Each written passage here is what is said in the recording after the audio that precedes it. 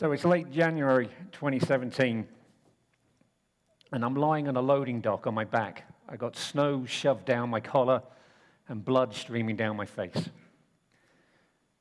There's a colleague standing over me saying, "We better get you to the ER." So 10 stitches in my head later, I've got a hand swollen up like a melon, and I just think to myself, I just have these clumsy accidents. Here's another one. But a few days later, I got a nosebleed at work. It doesn't stop. I bleed through dinner. I bleed through the evening. I bleed through every towel in the house.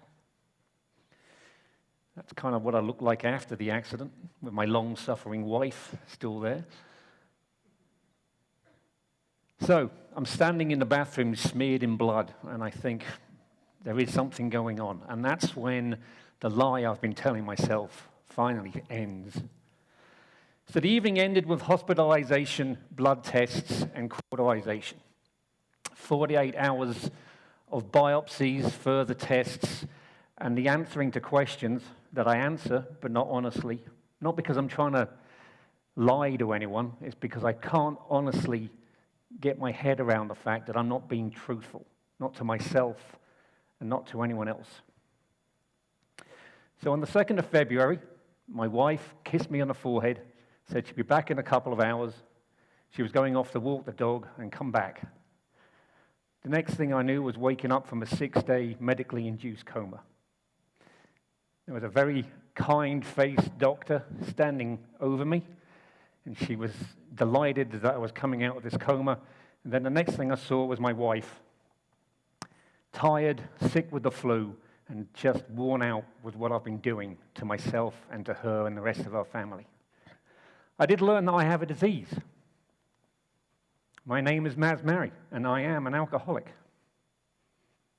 So I stayed in the hospital for another week, and then I admitted myself to a high-intensity inpatient rehabilitation center locally, not too far from our house. My wife dropped me off, and I watched the car disappear into the distance, and for that first moment in a long time, I felt utterly alone. That night, they gave me a copy of Alcoholics Anonymous. I wrote my name in it, put today's date, which happened to be my 47th birthday, and I wrote sober plus 16 days. Rehab is not easy. It's not meant to be. And for me, the start of it was terrible. I thought I knew all the answers. I thought I could work it out and solve it myself without any help. Thankfully, I got over that, and I started to listen. And when I listened, that's when healing started. And I actually, for the first time in a long time, actually started to like the person I became. And I was interested in seeing what I could do next, what I could become next, because I'd actually started to like myself a little bit more. So I was given a choice, actually. Someone said to me, "You need this choice. You should leave your job, get another one, and start again." But when I got home from the hospital 6.5 weeks after that nosebleed, I decided I wasn't going to just leave and do something. I was going to do the hard work and stay. I needed to prove something to myself, to my family, and to my co-workers that I still had something left. So I did. I did the hard thing. I stayed, and I worked hard. And slowly, over a period of years, I regained trust in myself, trust from my family, and trust from my co-workers. Today, I am a full professor and the chair of the newly formed School of Science at Minnesota State University. And I am a happy, smiling alcoholic enjoying sobriety. Now, the cool thing about that is, if you know anyone who's in sobriety or anyone who's trying to get sober, being a happy, smiling alcoholic isn't just a one-off. We're everywhere. In fact, I'm not the only one in this room. There's at least 2 others in here from the talks I was listening to today. So we are everywhere, and we are happy and smiling. So When I moved into leadership, I did what everyone else does. I went on 2 incredibly fantastic workshops. I actually read the books. I did the frameworks. But what I found interesting was the principles I learned in rehab were the same principles that I actually lead by. These principles saved my life, and they do make me a better leader. Take a breath, shift the way you look at a problem, and practice radical self-honesty. These aren't just leadership tools. They're actually human tools. They're life-changing tools as well. So you don't have to use them to be a leader. You can actually use them for everyday life. First one is take a breath. Taking a breath is incredibly important. In leadership, it's important to take a breath. For 20 years of working in higher education, I can see what stress does to any form of leadership. It narrows perspective, it reduces productivity. In addiction, it can cause a relapse. In leadership, it can cause frayed nerves, diminishing responsibilities, and disaster within a leadership team. So, taking a breath is the simplest thing. Now, I've got 3 degrees in biology, so I know all of you can do this. Why don't everyone just take a slow, deep breath and then let it out? What taking a breath does, it gives you a natural pause. It makes a pause between impulse and action. It lets you decide who you want to be next. Not what you want to do next, but who you want to be next. And that makes all the difference. I actually have in my wallet a piece of paper. And it says something that I actually now try and live my life by. And anyone that wants to hear it, I tell them. It says quite simply, all good things come to those who take a breath. And that's absolutely true. The second one, looking at a problem differently. In 1970, when the Apollo 13 disaster occurred, everyone crowded Gene Kranz's podium at flight control at NASA and started yelling everything that was going wrong with the spacecraft. They were telling about things dropping off, things not working, everything. Gene Kranz did something unique, which is still talked about today. He put his hand up until everyone shut up, and then he said this famous statement: let's look at this thing from a standpoint of status. What have we got on the spacecraft that's good? That moment changed panic to problem solving. It quietened the room, and it got everyone thinking. Now, in rehab, I had my own Apollo 13 moment.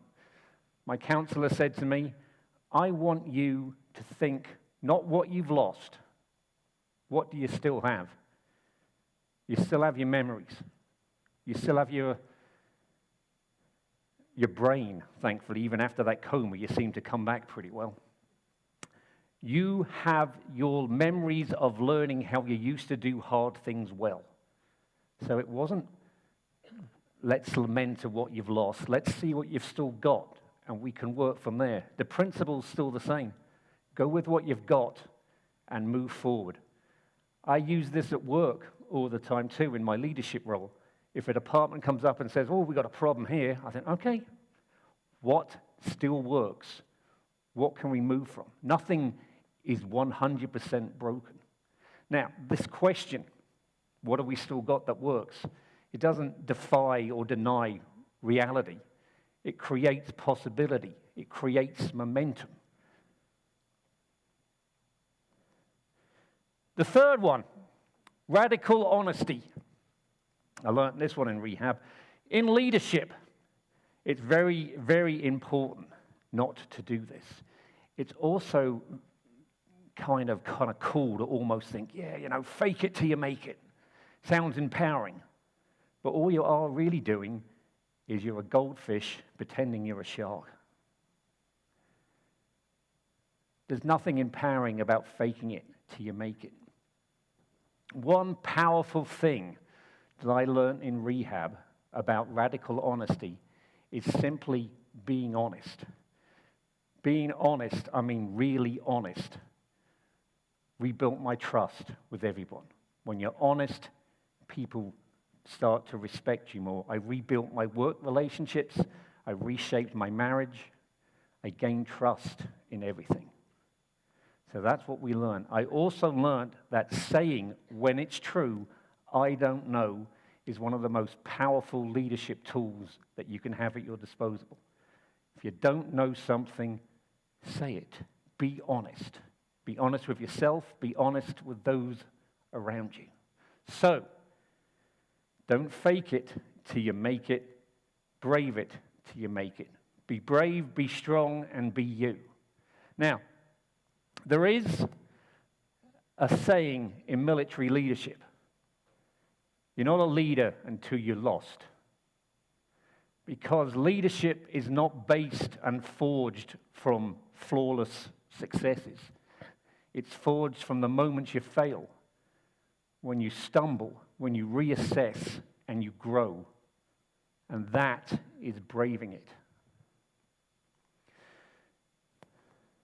So, I shouldn't actually be here at all.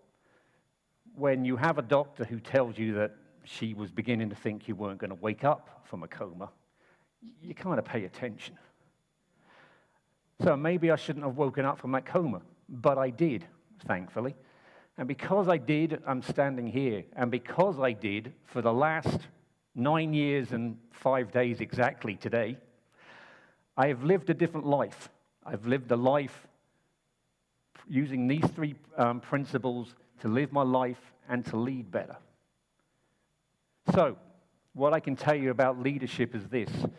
Real leadership isn't faking it till you're making it. It's using 3 defined principles. Take a breath, look at a problem from a different view, and practice honesty. These things not only saved my life, they saved my marriage. They rebuilt my trust in people and my trust in myself. So what I know about leadership is this. Leadership, for me, and I hope you can think about it this way, is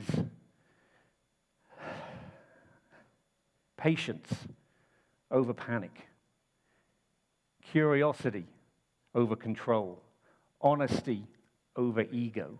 It's taking a breath when things start looking a bit dodgy.